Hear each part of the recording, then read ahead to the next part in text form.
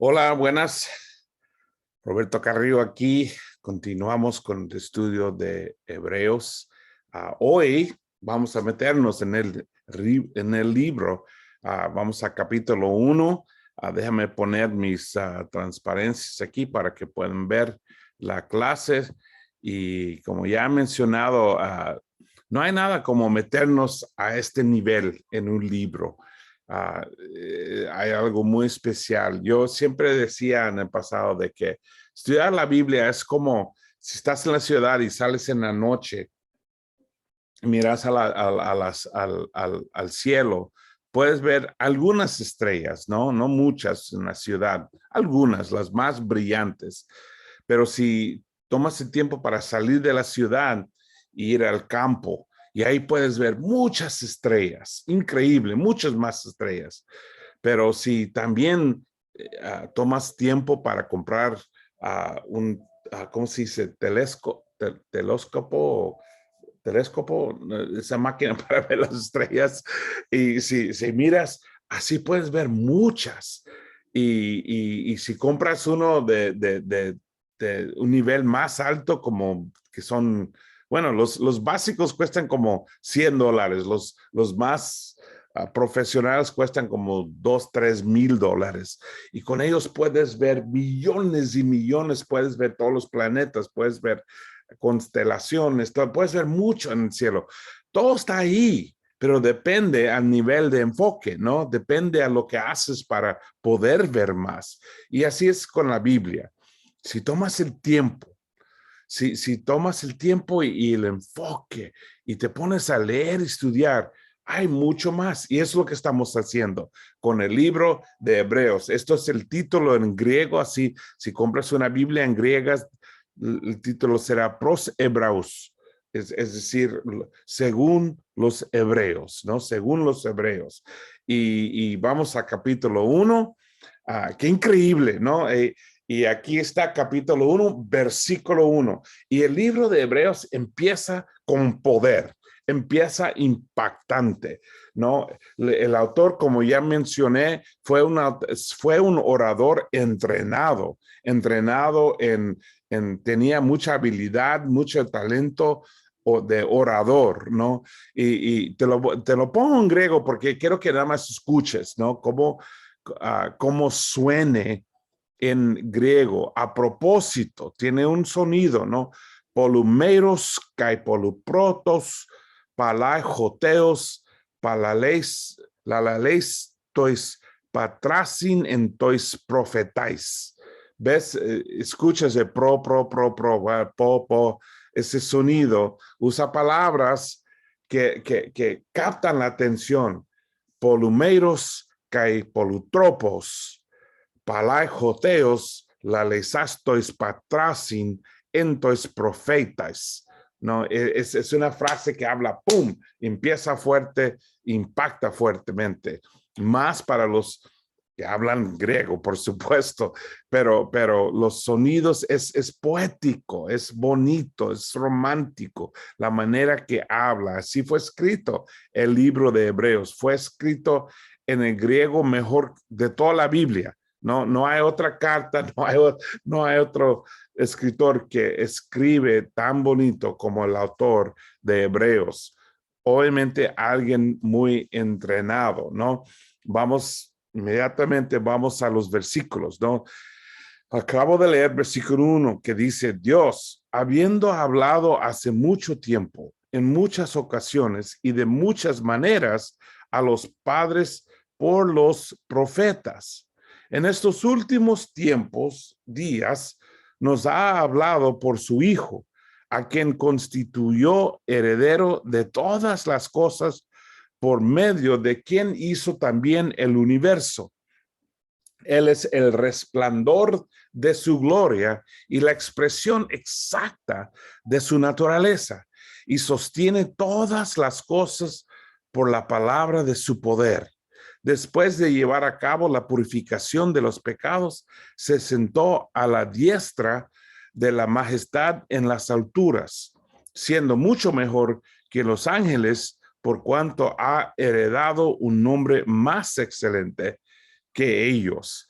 Esas palabras de que yo mencioné de Cretón y Pulos y Badura, todas esas palabras aquí están. Aquí los podemos ver en los primeros 4 versículos, ¿no? Y obviamente todo el párrafo empezando se trata de Jesús.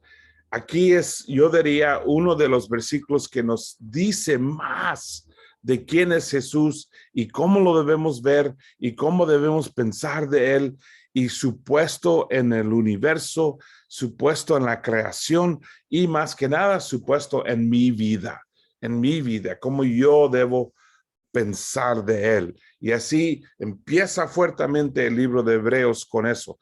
Dios, habiendo hablado hace mucho tiempo, en muchas ocasiones, de muchas maneras, a los padres por los profetas, ¿no?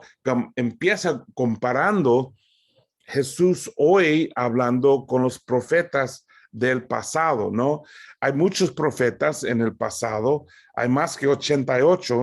Normalmente pensamos en los grandes, los primeros 4, Isaías, Jeremías, Ezequiel y Daniel, son los más conocidos y sus libros son bastante largos. Los otros, Oseas, Joel, Amós, Abdías, Jonás, Miquías, Nahum, Habacuc, Sofonías, Ageo, Zacarías y Malaquías, todos son los llaman los profetas menores, ¿no? Y no es porque hacían menos o que eran menos importantes, honestamente, solamente porque sus libros eran más pequeños que los de Isaías, Jeremías, Ezequiel y Daniel.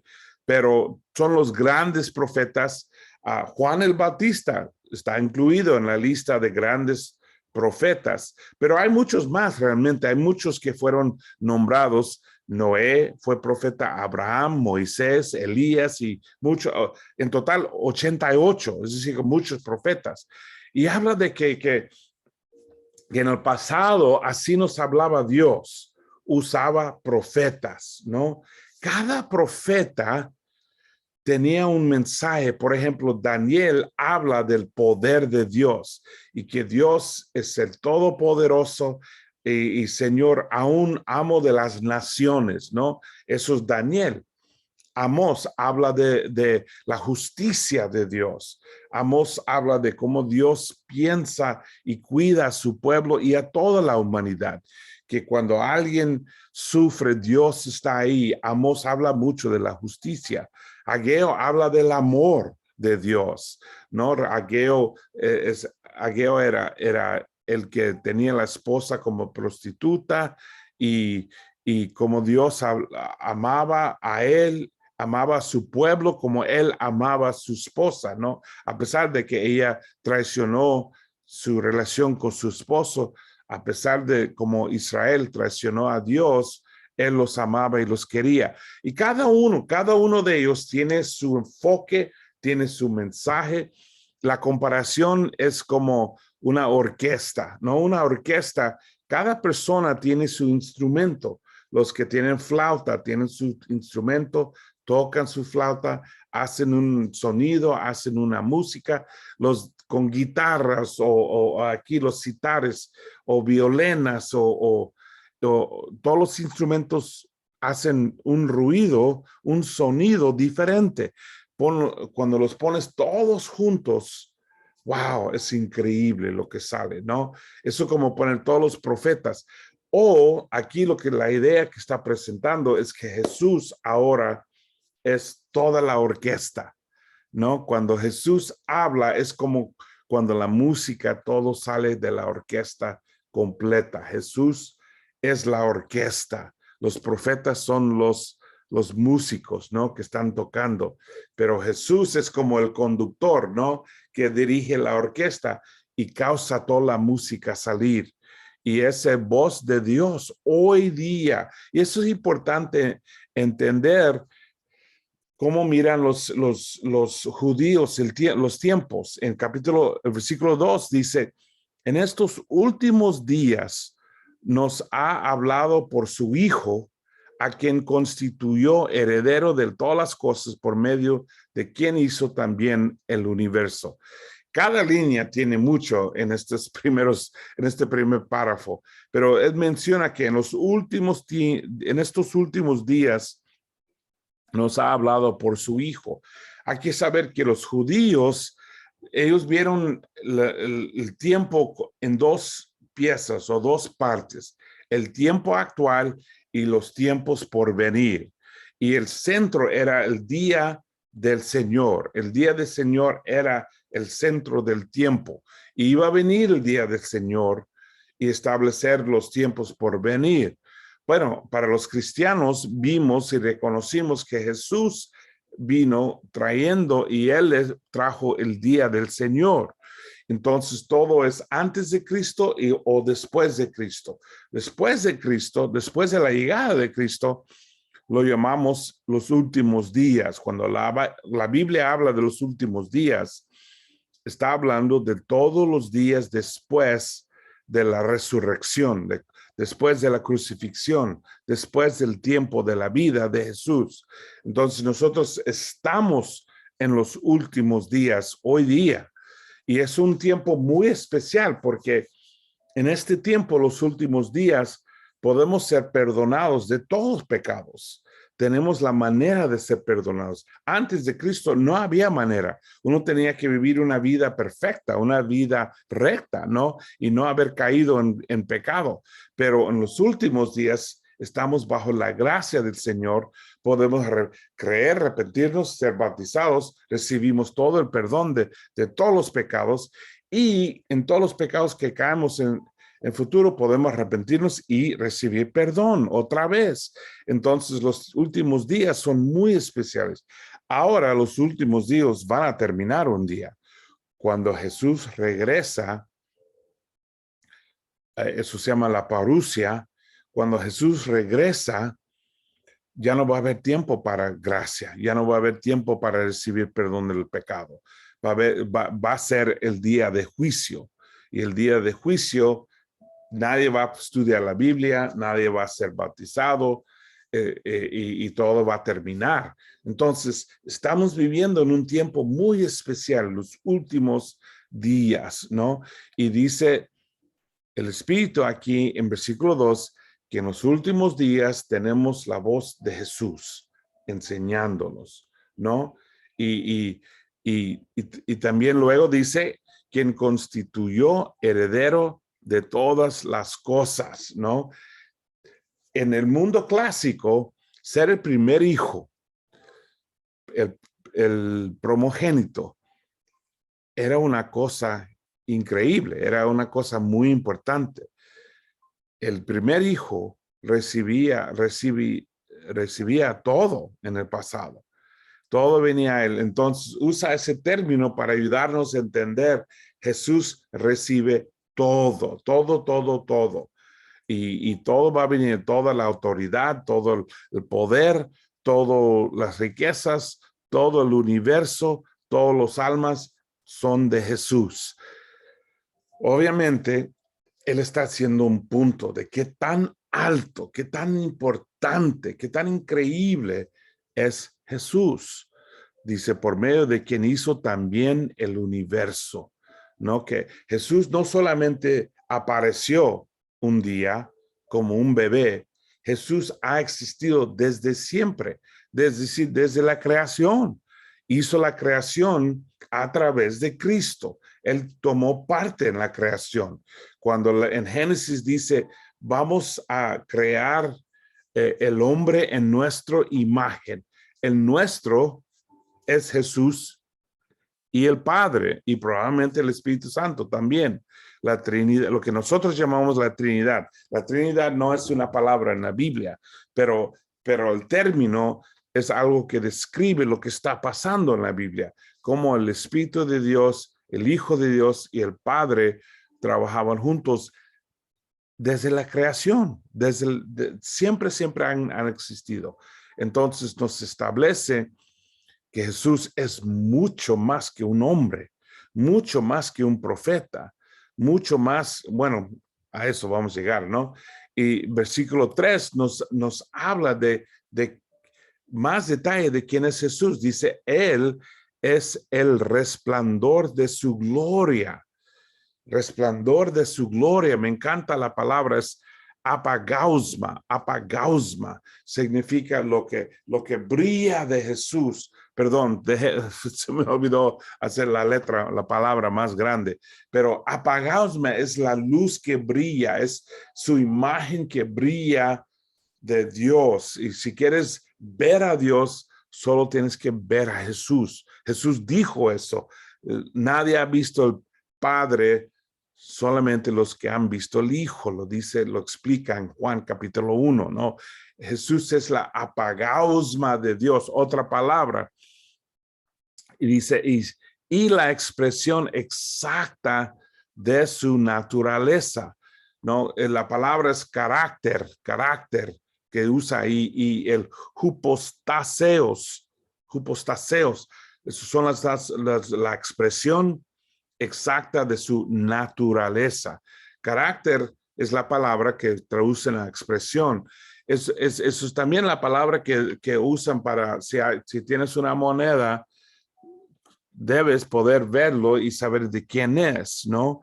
En Génesis, cuando habla que Dios hizo al hombre, dice que nos hizo en su carácter, pero aquí no solamente carácter, Jesús es carácter de Dios, pero también es su hypostaseos, es decir, su sustancia, su esencia. Nosotros no tenemos ese título.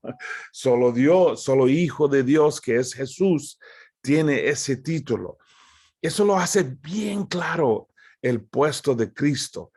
Él es Dios, su carácter, pero también su hypostaseos. Su hypostasis es su sustancia, su esencia. Toda la esencia de Dios está en Cristo. Obviamente, siendo un ser humano, tiene limitaciones que en la forma espiritual no tiene. No tiene Dios ningún límite, Dios el Padre, pero Dios el Hijo, claro, está limitado. Y yo siempre lo explicaba así, mira, que si fuéramos al mar, aquí tengo una botella. Si yo fuera a llenar la botella con el agua del mar, yo tendría una botella de agua, ¿no?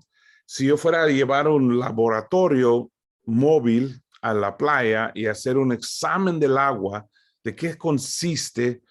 Ok, yo podría ver que tiene esto. Si yo fuera a regresar a un laboratorio aquí en mi pueblo y examinar el agua en la botella, sería exactamente igual. Ahora, aunque son exactamente iguales, si yo fuera a tirar la botella de agua a mi cabeza, nada pasa. Me pongo mojado, ¿no? Mi cabello, mi ropa puede ponerse mojada, pero si alguien fuera a tirar el mar encima de mí, eso me mataría inmediatamente, porque es en una forma diferente, a pesar de que es lo mismo, exactamente. Muchos han usado símbolos, ¿no? Para la Trinidad, ¿no? Esa plantita que usa para San Patricio, o la fleur de lis de los franceses. Hay símbolos diferentes que usan para eso, pero lo importante entender aquí es que Jesús es la imagen de Dios, pero más que eso, nosotros también somos la imagen de Dios, pero Él es el hipostasis de Dios. Es decir, que Él tiene su sustancia y esencia, nosotros no. Y eso lo hace completamente diferente, distinto.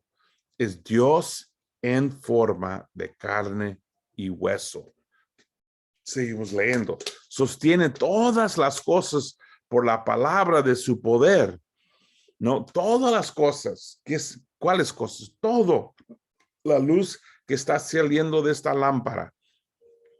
La energía para esa luz viene de la palabra de Dios. El sol que está brillando, dando vida a todo nuestro planeta, recibe su poder de Dios. Él sostiene todo. Y fíjate, dice, por la palabra de Dios es súper importante y súper poderoso. Solamente leyendo la Biblia te cambia. Memorizando la Biblia te cambia más. Aprendiendo a enfocarnos en la Biblia y poder recitar la palabra nos cambia, tiene vida y poder, ¿no? Puede transformarnos. Debemos leer la Biblia no solamente para información, sino para transformación.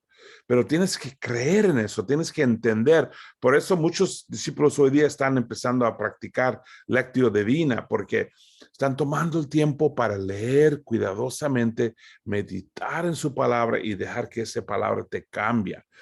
Toda la creación depende a su palabra. Y recuerda, Juan 1:1 dice que Jesús es la palabra de Dios, no es la palabra de Dios. Entonces, súper importante y nos explica mucho del puesto de Dios, de Cristo, perdón. Después de llevar a cabo otra cosa aquí, hablando del poder. Bueno, dice, sostiene todas las cosas a su poder. También es importante, yo creo, como líderes y servientes del Señor, hay una estatua en Nueva York, grande, grande, de Atlas. Esto es el rey clásico de los griegos, Atlas. Y él carga la tierra, todo el planeta, y puedes ver todos sus músculos que está empujando y tratando con toda la fuerza que puede. Pero unas 2 cuadras al lado de esa estatua hay una iglesia que tiene una estatua de Jesús como niño y ahí está parado con el globo ahí en su mano, sin esfuerzo, sin lucha, sin ansiedad o estrés o nada de eso, fácilmente cargando el mundo. Yo creo que es importante entender que Jesús fácilmente nos puede cuidar. Tiene el poder, tiene la habilidad. Yo creo que muchas veces vivimos más como Atlas, tratando de llevar toda la pesa de nuestra religión. Y Jesús nos invita a su yugo, a compartir la pesa, la presión, el estrés y dejar que Él cargue la mayoría, porque Él es todopoderoso y nosotros no. Y él dice, mi yugo es ligero y suave, pero a veces, yo creo que muchas veces los discípulos caminan todo cargados, estresados, cansados y con muy poca energía porque no están bien conectados a Cristo y no están compartiendo el yugo de Cristo. Eso es muy importante. Eso es otra clase. Tienes que tomar mis clases de espiritualidad cristiana, de formación espiritual. Hablamos más de eso. Pero continuamos con Hebreos 1. Después de llevar a cabo la purificación de los pecados, se sentó a la diestra de la majestad en alturas. Es increíble cómo el autor menciona la cosa más significante que ha pasado en el universo. Jesús nos purificó de nuestros pecados. Menciona, es como mencionarlo, no lo ponen como enfoque, pero menciona que Jesús no hizo sacrificio para el pueblo, no hizo sacrificio que es simbólico, hizo un sacrificio que de verdad nos limpia de todos nuestros pecados, nos causa ser perdonados de todos nuestros pecados. Y eso es increíble, eso es poderoso. Y que toda la esperanza que tenemos, y obviamente esta carta fue escrita a judíos, entendieron ellos, los judíos, muy bien el precio del sacrificio del sacerdote y también entendieron que no necesariamente perdonó todos sus pecados. Y a pesar de que el sacerdocio tenía que hacerlo cada día, constantemente, y en los días más altos de la religión sacrificaban muchas ovejas, y aún con todo eso no los limpió completamente de todo el pecado. Pero el sacrificio de Jesús nos dio el perdón, nos dio la gracia, nos purificó de todos nuestros pecados. El punto más importante para un ser humano, y nada más lo menciona, ¿no? Seguimos leyendo. Dice, se sentó a la diestra de la majestad en las alturas, ¿no? En un puesto que en los tiempos clásicos todo el mundo sabía que es un puesto importantísimo, ¿no? El que se sienta al lado del rey es el honrado, el bendecido, el que tiene todo, ¿no? Y Cristo está al lado de Dios, al lado derecha de Dios, la mano derecha de Dios, recibiendo todo lo que podemos recibir, todas las bendiciones de Dios, un puesto súper importante, ¿no? Y luego leemos en versículo 4, siendo mucho mejor que los ángeles, por cuanto ha heredado un nombre más excelente que ellos. Aquí nos termina el primer párrafo y nos introduce o presenta la idea con que va a continuar el resto del capítulo. Dice que es mucho mejor, ahí están las palabras polus, ¿no? Y Creton, están los dos enseñando que él es mucho más y mucho mejor que los ángeles. Los ángeles eran algo importante para los judíos. Y sabemos que en el primer siglo, los judíos de la diáspora, de que hablé la última vez, tenían muchas creencias en cuanto a los ángeles, ¿no? Y ellos tenían muchas ideas de que quiénes eran los ángeles, su puesto, y mucho de ello era mitología, pero también mezclada con la verdad, ¿no? Porque la verdad es que la Biblia no explica mucho de los ángeles, pero hay algunas cosas que sí son importantes y sabemos que son seres muy importantes en la creación y cómo funciona la creación. Tristemente, muchas de las enseñanzas fueron mezcladas con mitologías griegas y romanas.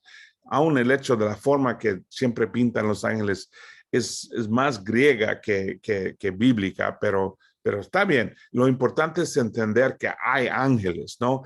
Y ángelos es la palabra en griego, o malach, que es la palabra en hebreo, y los de malach y los ángelos son básicamente mensajeros, los que hablan por Dios, los que llevan a cabo de Dios, la voluntad de Dios, perdón.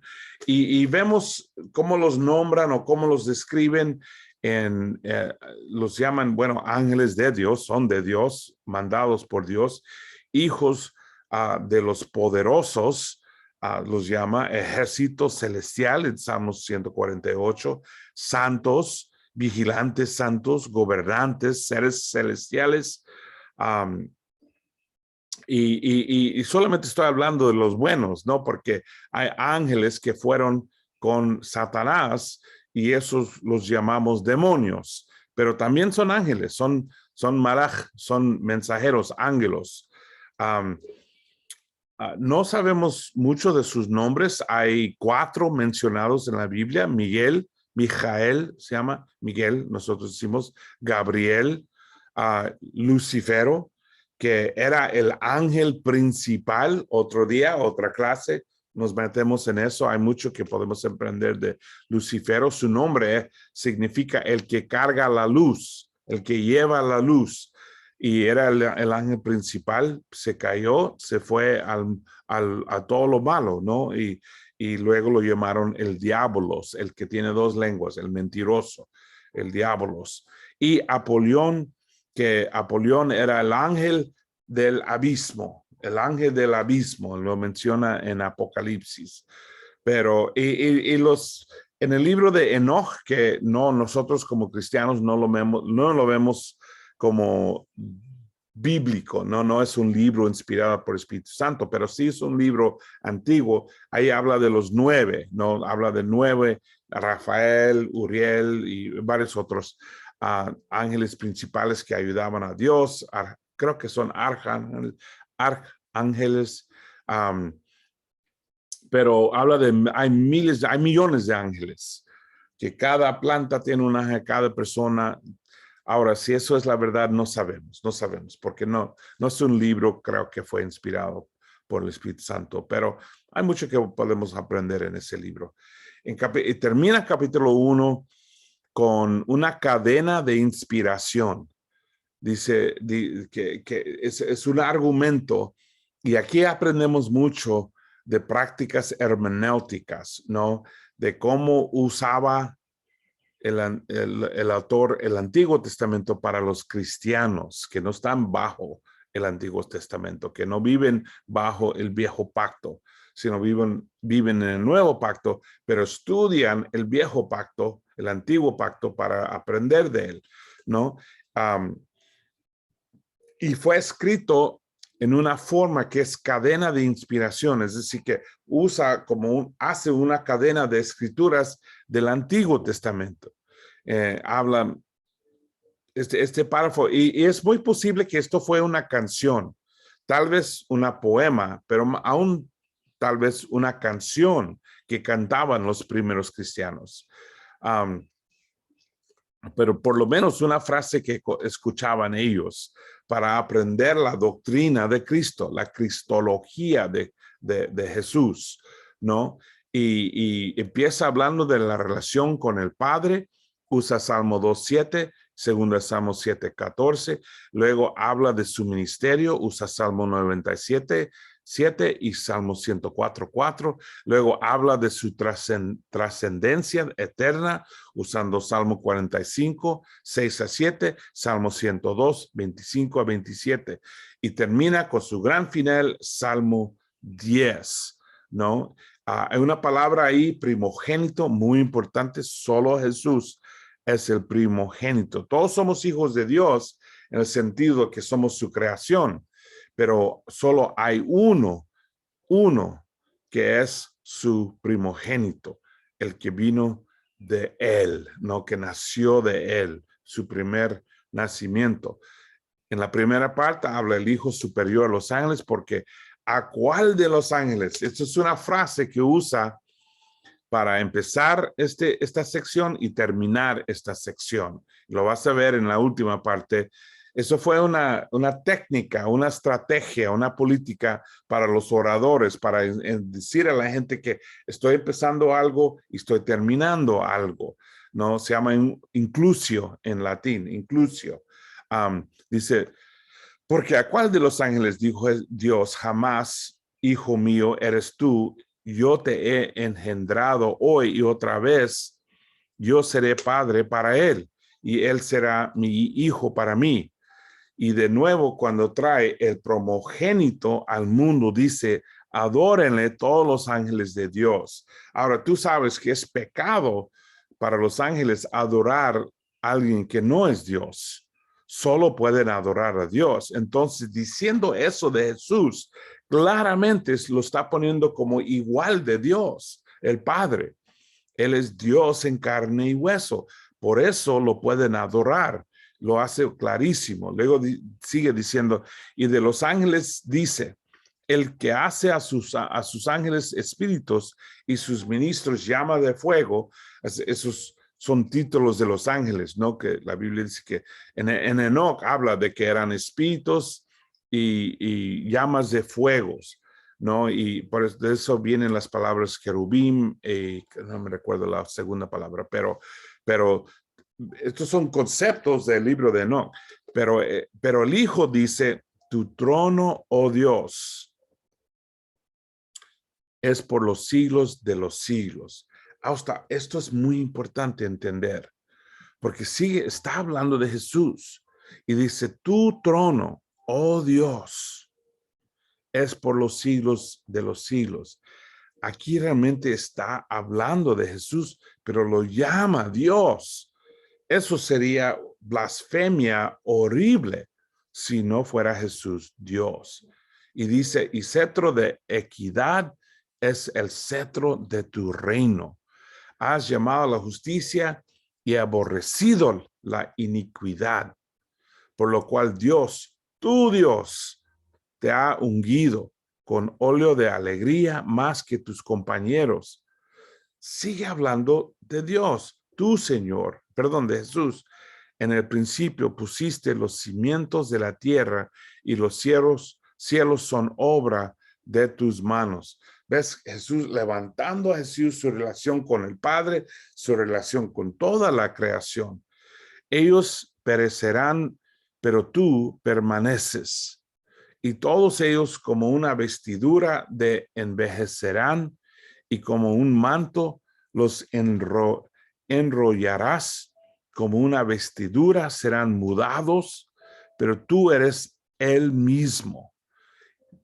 Obviamente hablando de la eternidad, de la trascendencia de Cristo, de que va a existir siempre Cristo. Tus años no tendrán fin. Mira, cuando los judíos atacaron a Jesús, siempre decían, era solamente un profeta, como un hombre, va a morir, todo, y lo atacaron así, decían que solo era carne y hueso. Algunos, los gnósticos, decían que solo era espíritu, que no vino como carne y hueso. Y eso es por las creencias de los griegos que pensaban que todo lo espíritu es bueno y todo lo físico es malo. Entonces pensaron que no, Jesús no podía haber sido físicamente aquí. Pero sin embargo, tenemos ejemplos de Jesús comiendo. Yo creo que por eso Juan puso que Jesús cocinó el pez, que comió con los apóstoles, enseñando que era físicamente aquí también, no solamente espiritualmente, pero aquí también habla de su espíritu, ¿no? Y aquí es donde está el inclusio. Dice, ¿a cuál de los ángeles? Aquí está terminando esta sección. ¿A cuál de los ángeles ha dicho jamás, siéntate a mi diestra hasta que ponga a tus enemigos por estrado de tus pies? ¿No son todos ellos espíritus ministradores enviados para servir por causa de los que heredarán la salvación? Demostrando, ¿no?, que a pesar de que los ángeles son súper importantes en la creación, son los trabajadores de Dios, son los mensajeros de Dios, son nada más servidores. Y el Hijo de Dios es mucho, mucho más. Y termina aquí el capítulo enseñando que Jesús es mejor cretón que todos los ángeles, que todos los seres celestiales, y termina con esta conclusión. Entonces, ¿qué vemos en este capítulo tan chiquito? Ya establece que Jesús es superior a todos los demás, profetas y ángeles incluidos, que son los seres más importantes en toda la creación. Los profetas, los más importantes de los seres humanos, y los ángeles, los más importantes de los seres celestiales. Y Jesús es sobre cretón de todos, ¿no? Jesús es el Hijo único de Dios. Que viene, un hijo es carne y hueso, ¿no? Un hijo de Dios. Pero también Jesús es homoousios de Dios, es decir, su esencia y su sustancia. Todo lo que es Dios es Jesús.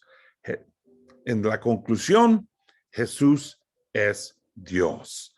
Entonces, no podemos alejarnos de Él.